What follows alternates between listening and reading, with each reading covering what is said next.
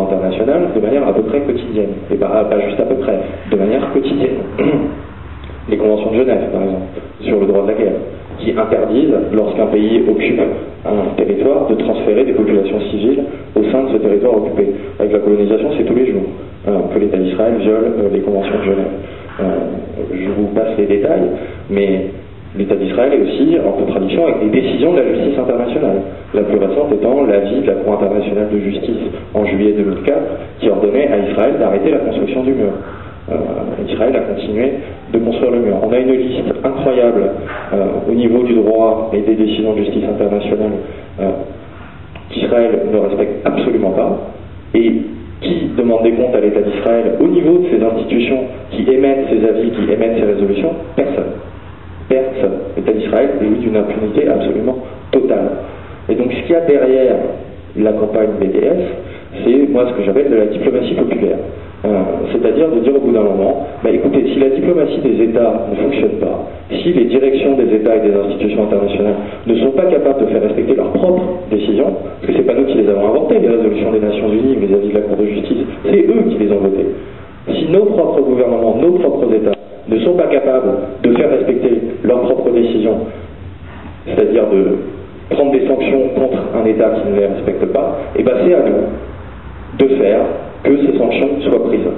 C'est pour ça que je parle de diplomatie populaire, c'est-à-dire on n'attend pas de la part de nos représentants qui prennent les sanctions parce que ça fait des années, voire des décennies qu'on leur demande de le faire, et visiblement ils ne veulent pas le faire. Donc derrière la campagne BDS, c'est l'idée de on n'attendra plus, et maintenant c'est nous qui allons le faire. Ça c'est le premier élément qui est derrière. Et puis le deuxième élément qui est derrière, enfin le fond qui explique pourquoi cette campagne, c'est un parallèle historique. Voilà, il faut se le dire, c'est un parallèle historique, avec une situation historique qu'on a connue, moi personnellement j'étais un peu petit, qui est l'Afrique du Sud.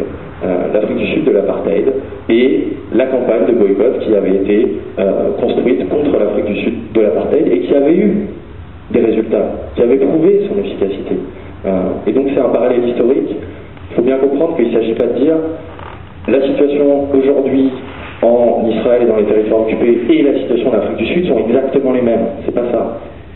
Il s'agit de dire par contre que Israël, comme l'Afrique du Sud, sont des États qui ne respectent pas le droit international, qui pratiquent une politique discriminatoire et qui ne sont sanctionnés par quasiment personne. Donc on en appelle aux populations, aux représentants intermédiaires, on pourra rentrer dans la discussion après sur concrètement ce que ça peut dire, on en appelle à eux pour isoler sur la scène internationale cet État et en faire un État qu'on ne regardera pas comme les autres.